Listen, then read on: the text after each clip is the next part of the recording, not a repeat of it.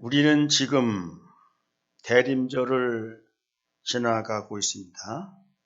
성탄절 넷째 전주일을 대강절, 대림절이라고 해서 아기 예수님 오신 것을 기다리면서 은혜를 구하는 절기를 말해주고 있습니다. 예수님이 땅에 오셔서 십자가의 죽으심으로 우리의 죄를 용서해 주셨습니다. 뿐만 아니라 십자가의 죽음을 믿는 모든 사람들에게는 생명도 주시고 위로와 치유도 주시고 평강도 천국도 주시고요. 인간 모두에게 필요한 것들을 우리에게 주시는 하나님을 찬양하고 기다리는 절기인 것입니다. 우리 주님은 이 땅에 두 번 오십니다. 한 번은 2000년 전 베들레헴 마구 땅에 하나님의 영광을 버리고 인간 예수로 오셔서 우리를 구원해 주셨고, 그러나 이제는 다시 오셔서 이 세상을 심판하실 것이라고 말씀을 하고 있습니다. 2000년 전에 오신 철인 예수님과 다시 오실 예수님을 우리는 잠시 비교해 보고자 하는 것입니다. 2000년 전 베들레헴 마구간에 오신 우리 예수님은 종으로 오셨습니다. 그래서 우리를 섬겨주시고 낮아지심의 모범을 보여주셨고 겸손의 은혜를 우리에게 보여주셨습니다. 그러나 다시 오실 우리 주님은 왕으로 오셔서 통치자의 직능을 행하시고 능력과 위엄으로 우리에게 오셔서 우리를 심판하신다는 겁니다. 2000년 전 오셨던 우리 예수님은 고난의 모습으로 오셨습니다. 그러므로 고난받는 우리 성도들에게 위로와 힘을 주시고 소망을 주시고 병들고 약한 사람들에게 치료와 능력을 베풀어 주셨습니다. 그러나 다시 오실 우리 주님은 영광의 주님으로 오십니다. 고난 위에 영광이 있다는 사실을 우리에게 알려주십니다.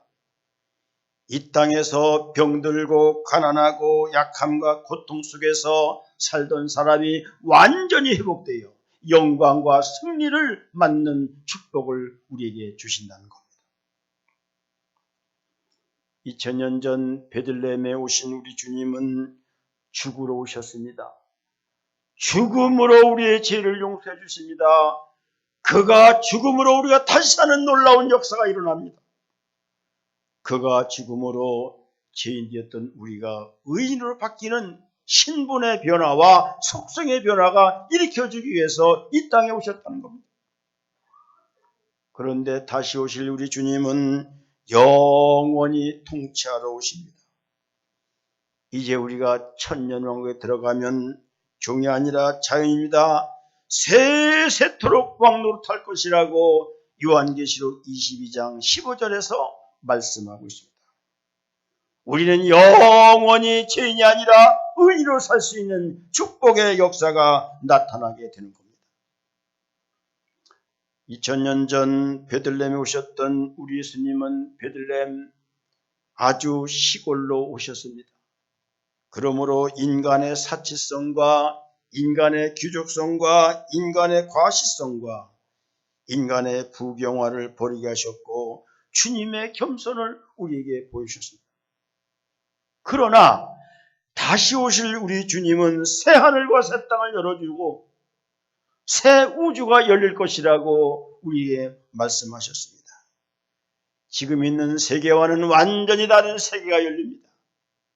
그 세계가 오면 눈물도 고통도 아픔도 가난도 고통도 어리석음도 또는 빈부도 아무것도 없는 새로운 세계가 열려져서 정말로 하나님의 새 천지, 하나님의 새로운 세계가 우리에게 열려지게 되는 것입니다. 우리 주님 2000년 전에 오실 때는 모든 인간을 구원하러 오셨습니다. 죄로부터의 구원, 죽음으로부터의 구원, 병과 귀신과 마귀의 구원으로부터 주시기 위해서 우리에게 오셨습니다. 그러나 다시 오실 우리 주님은 심판하기 위해서 오십니다. 우리 믿는 자는 영원한 천국으로, 에덴 동산의 회복의 역사가 있는 천국으로, 그러므로 눈물과 고통과 아픔이 죽음이 없다고 했습니다. 그러나 예수를 구세주로 믿지 않는 사람은 영원한 고통과 암흑의 세계로 들어간다고 성경은 우리에게 알려주고 있는 것입니다. 2000년 전에 오셨던 우리 주님은 양의 모습으로 오셨습니다. 오직 목자만 따라가야 산다는 의미를 주셨습니다. 순종과 온순이 우리 믿음의 삶의 모범이라는 것을 보여주셨습니다. 그러나 다시 오실 우리 주님은 상징이 사자로서 권위와 능력과 권세를 가지고 우리에게 다가오시게 되는 겁니다.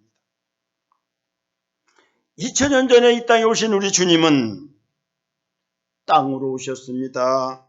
인간의 고통과 슬픔과 아픔을 함께 해주신다는 주님이 임마누엘의 축복이 있었던 것입니다. 그러나 이제는 하늘문을 열고 올라가십니다. 그러므로 말미암아 절망의 눈물 속에서 살다가 하늘문이 열립니다. 모든 인간의 주권이 회복됩니다. 영광의 회복의 역사가 있을 것을 우리에게 미리 알려주고 있는 것입니다.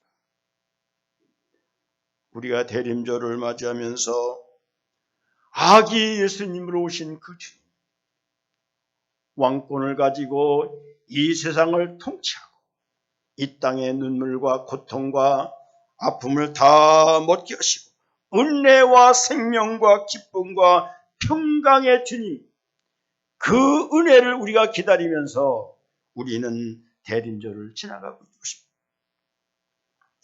오늘 본문의 배경의 말씀을 보면 마리아가 처녀의 몸으로 예수님을 잉태하였습니다.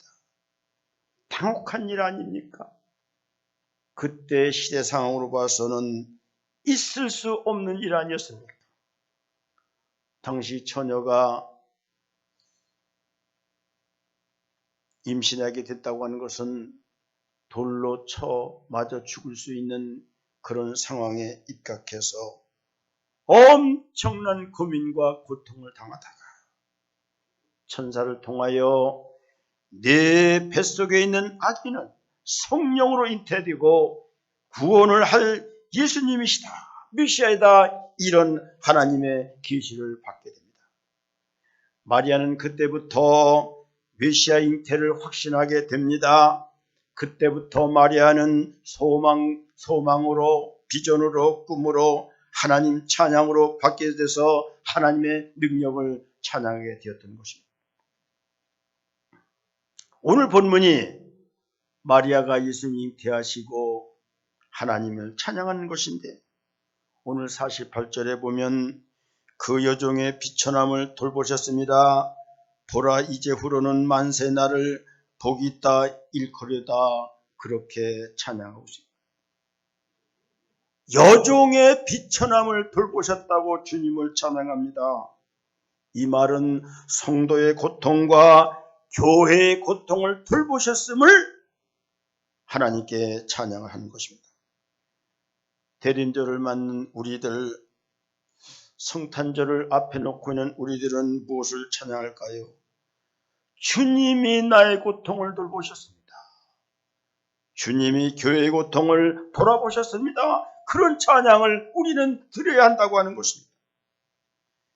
비천함이라고 하는 원어 뜻은 타페이노스라는 단어인데, 낮은 신분과 초라함과 가난과 굴욕이라는 뜻을 갖고 있는데, 주님은 내가 낮은 신분에 있었을 때 돌아보셨습니다. 내가 초라했을 때도 주님은 나와 함께 하셨습니다.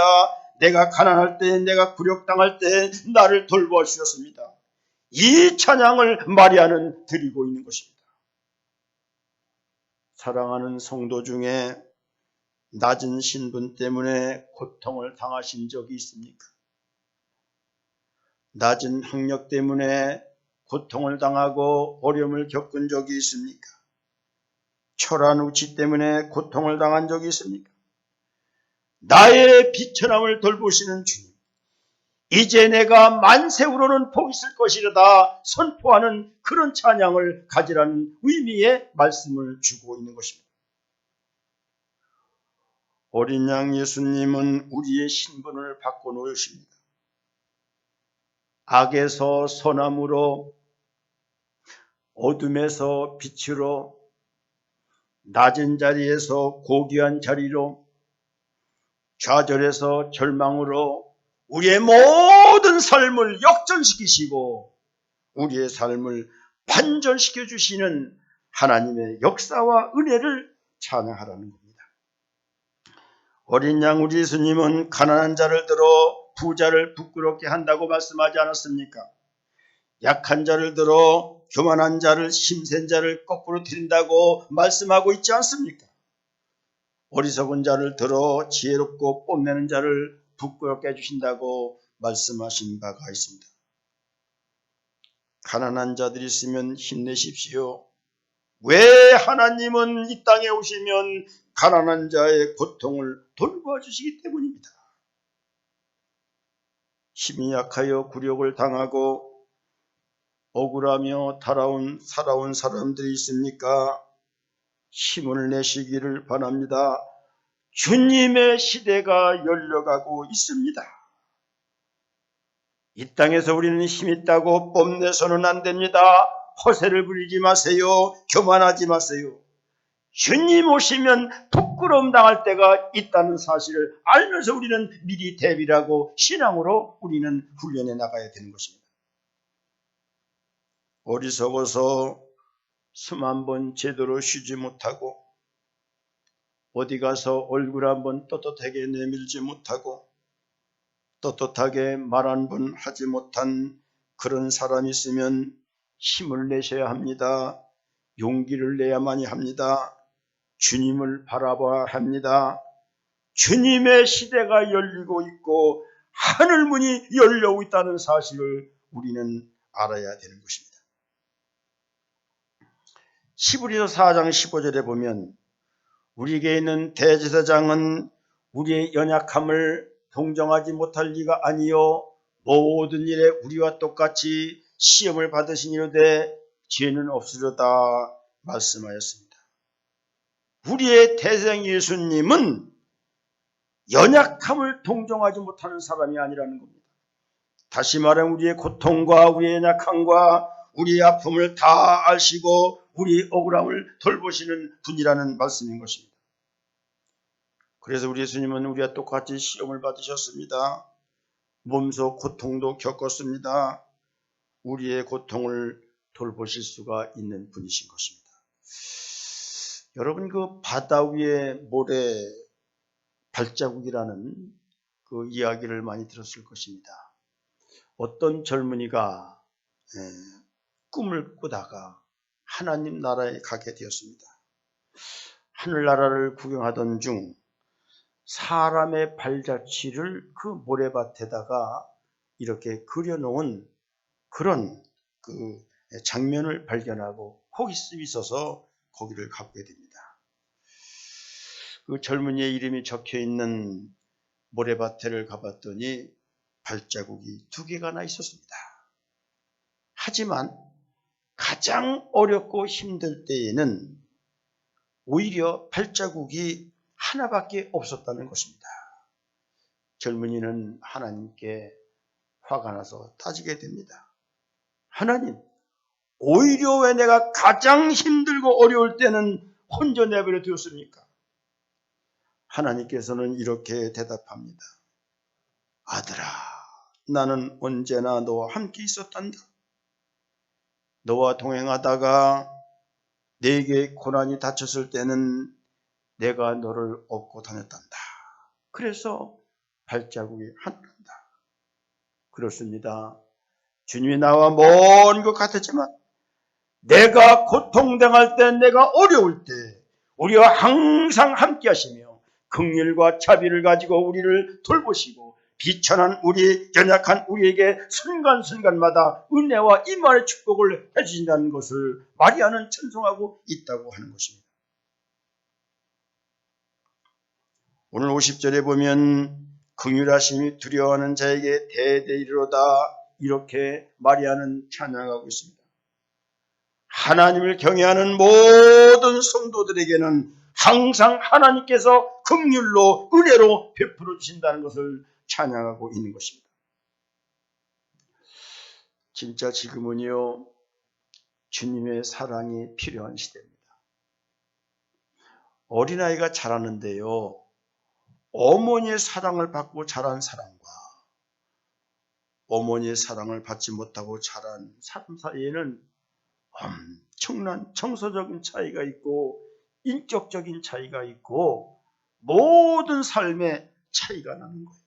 똑같은 밥을 먹을지라도 어머니의 사랑을 받은 사람과 어머니의 사랑이 아닌 사랑을 받은 사람과는 엄청난 인생의 차이가 난다는 사실을 우리는 잘 알고 있지 않습니까?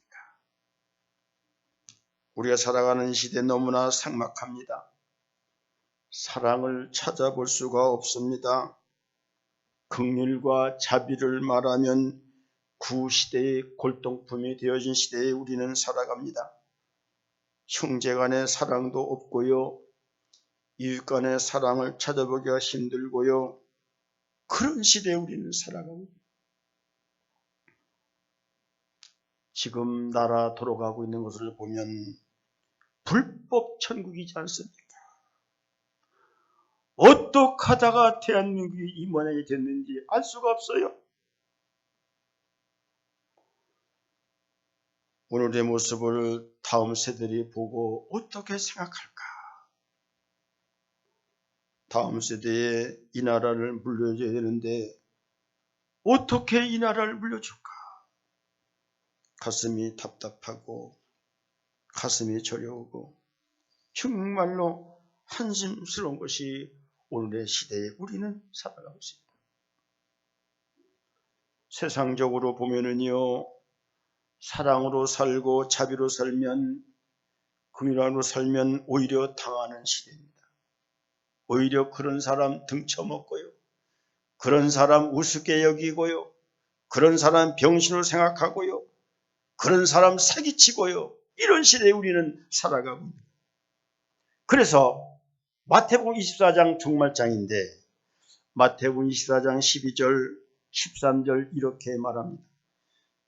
불법이 성함으로 많은 사람의 사랑이 식어지리라.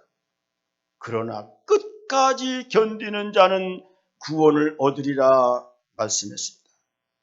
끝까지 견뎌서 구원 얻는 자가 누굽니까? 불법을 행하지 않는 사람이라는 것입니다. 뜨거운 사랑과 자비로 살아가는 사람이 끝까지 가서 구원을 얻는다고 우리에게 말씀하고 있는 거예요. 여러분이요, 세상이 무질서와 불법으로 흐른다고 할지라도 우리는 그 길을 따라가서는 안 되는 거예요. 세상이 미움과 세상이 온갖 증오로 둔갑하고 살아갈지라도 하나님의 자녀들만큼은 오히려 사랑과 긍휼과 자비로 살아가야 끝까지 견디는 자가 구원을 얻는다고 우리에게 말씀해 주고 있는 것입니다. 늘 제가 말씀드리지 않습니까? 손해 같지만은 세상 논리로 살아가지 말고 믿음의 논리로 살아가라. 손해보는 것 같지만은 우리는 성경적 잣대를 가지고 살아가라. 그런 사람이 승리합니다. 그런 사람이 축복을 받습니다. 그런 사람이 하나님이 손을 들어주시고 하나님이 승리를 안겨주신다는 사실을 우리는 알아야만 됩니다. 당장은 모르는 거예요. 먼 날 누가 승리하느냐, 누가 축복을 받느냐, 믿음으로 산 사람입니다. 성경적 잣대로 산 사람입니다. 인간의 생각이 아닌 하나님의 생각과 하나님의 뜻을 존중하며 산 사람이 축복을 받게 된다는 것입니다. 복음서에서 보면은 우리 예수님께서 병자를 고쳐주시고 귀신을 내쫓으시고 갖가지 병을 고쳐주십니다. 그 병들을 고쳐주시면서 하시는 주님의 말씀. 스프랑키 조마이. 긍휼히 여기셔서 불쌍히 여기셔서 민망히 여기심으로 우리 주님은 병자를 고쳐주십니다. 긍휼을 베푸셔서 귀신을 내쫓으셨습니다.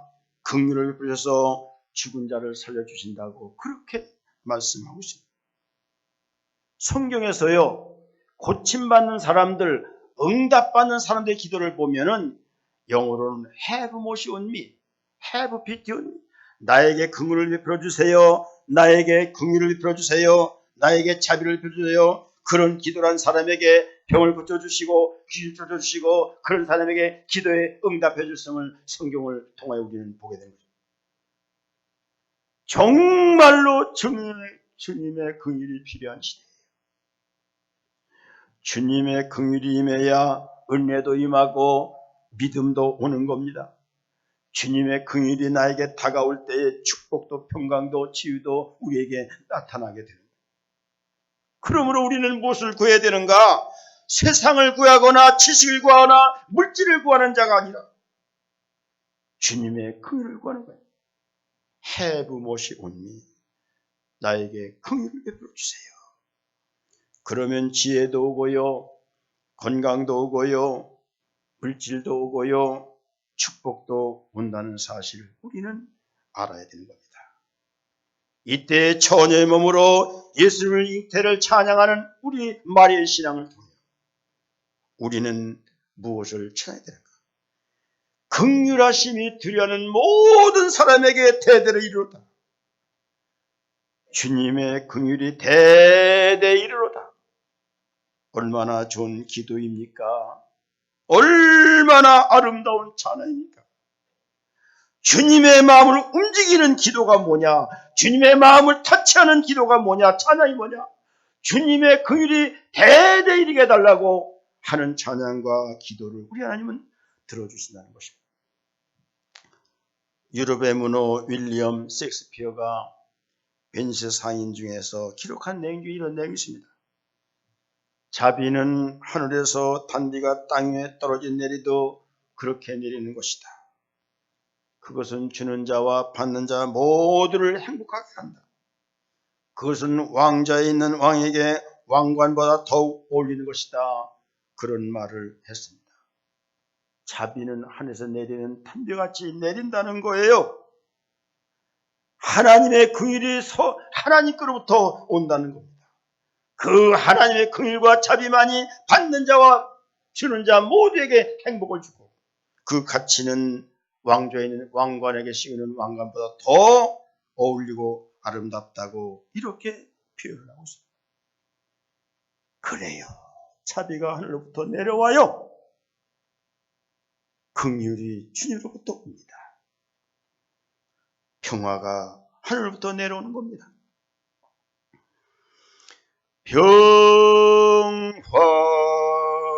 평화로다.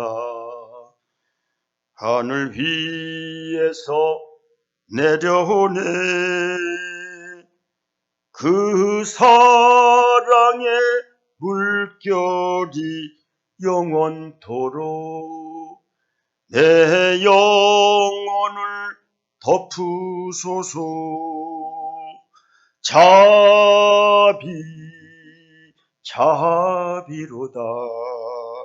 하늘 위에서 내려오네. 그 자비의 물결이 영원토록 내 영혼을 덮으소서. 할렐루야. 자비가 주님께로부터 옵니다. 주님의 긍휼이 임해야 축복도 생명도 은혜도 오는 거예요.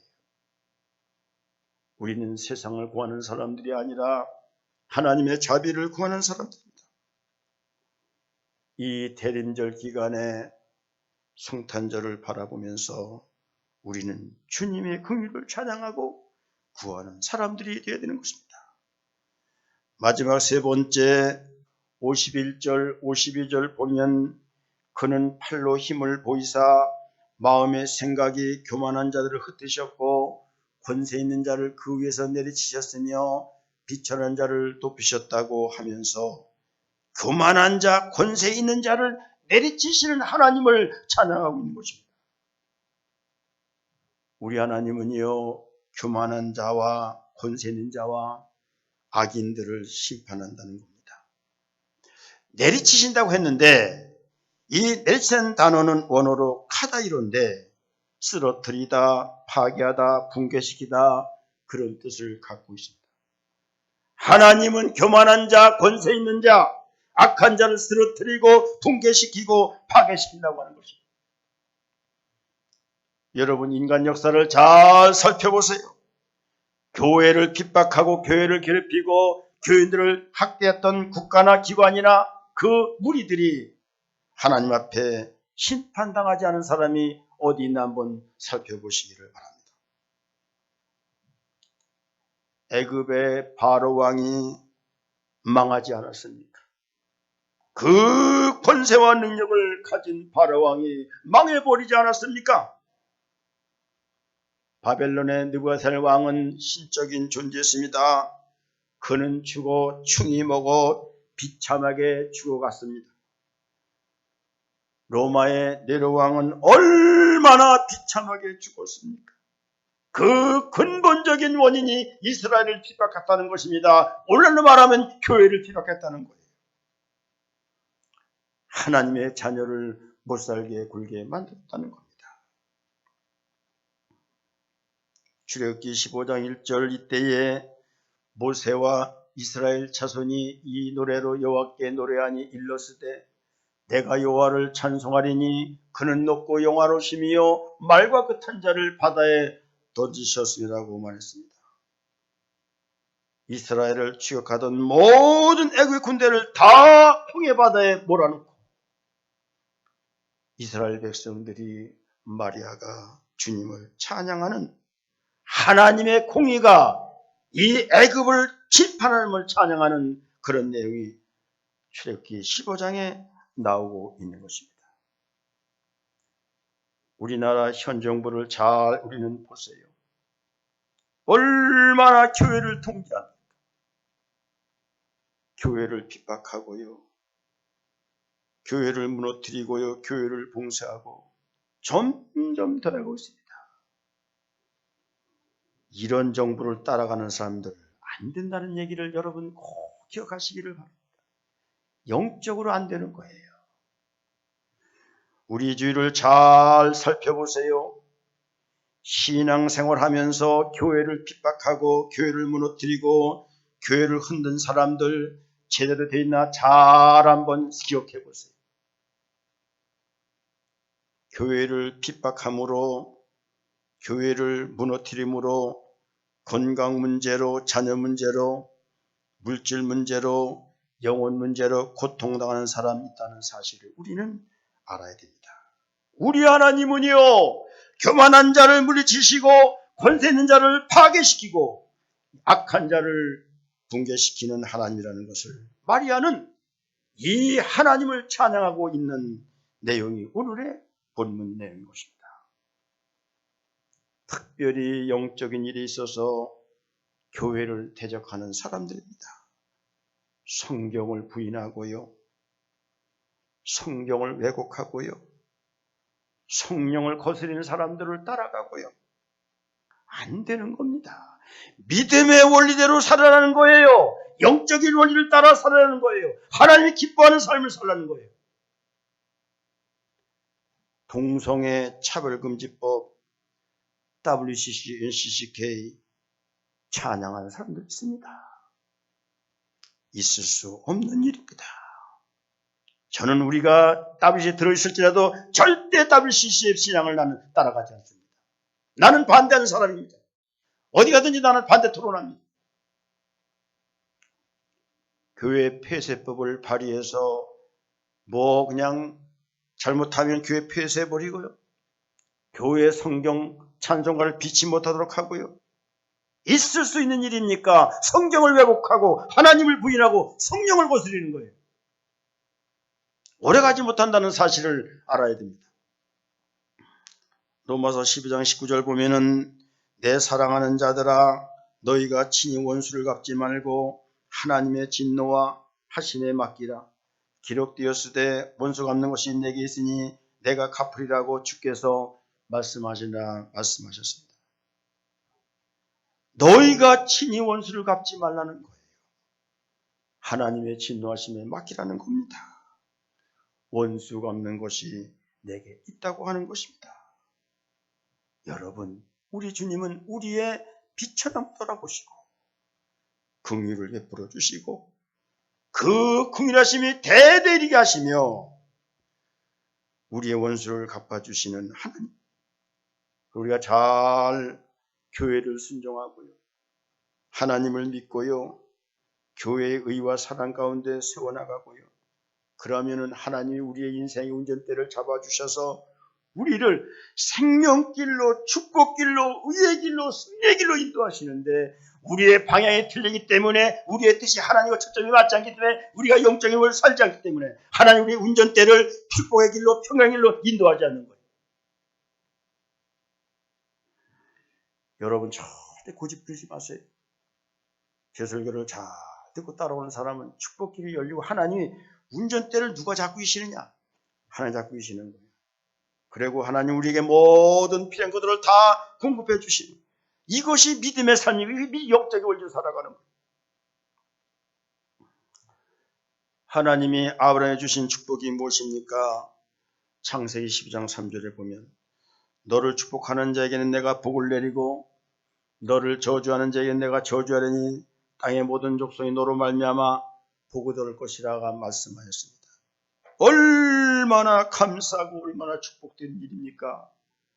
내가 하나님을 잘 순종하면 나를 축복하는 자는 하나님이 다른 사람도 축복해주고 나를 저주하는 자는 하나님께 저주해 준다고 하나님 우리에게 말씀하고 있는 거예요. 제가 목회하면서 보면은요, 어떤 사람이 복을 받느냐, 많은 일을 하는 사람이 복을 받는 게 아니더라고요. 여러분, 많은 일을 해놨는데 하나님의 축복을 잃어버린 사람이 많이 있습니다. 임직받은 사람들이나 임직받은 잘 기억하시길 바랍니다.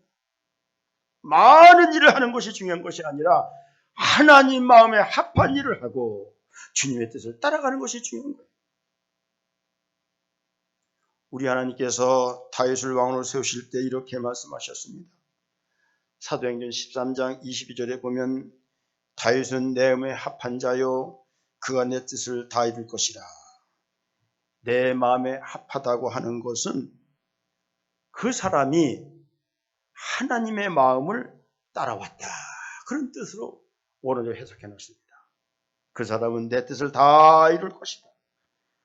하나님 마음에 합한 자, 하나님을 따라가는 자, 하나님의 마음과 하나님의 생각과 하나님의 뜻을 따라가는 자가 하나님 앞에 합한 자라는 거예요.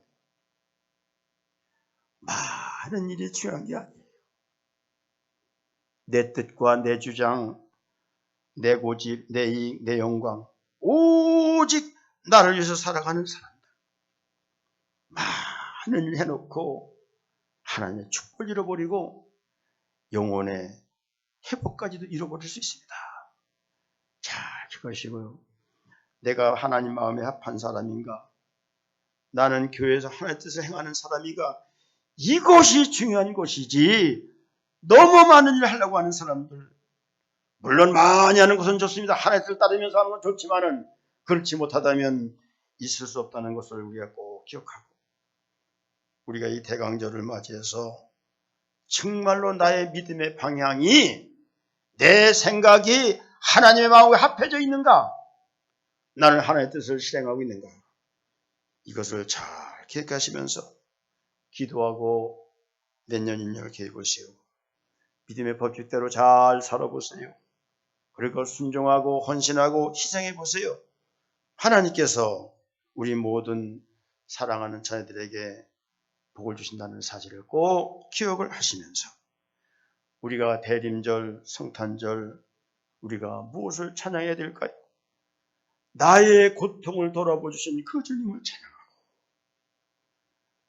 어려울 때도 힘들 때도 또는 가난할 때도 나에게 긍휼을 베풀어 주신 그 하나님을 우리는 찬양하고, 우리의 원수를 갚아주시며 악인을 내리치시며 우리의 복 주시는 그 하나님을 찬양하는 저와 여러분들 되시기를 주님의 이름으로 축복을 드립니다.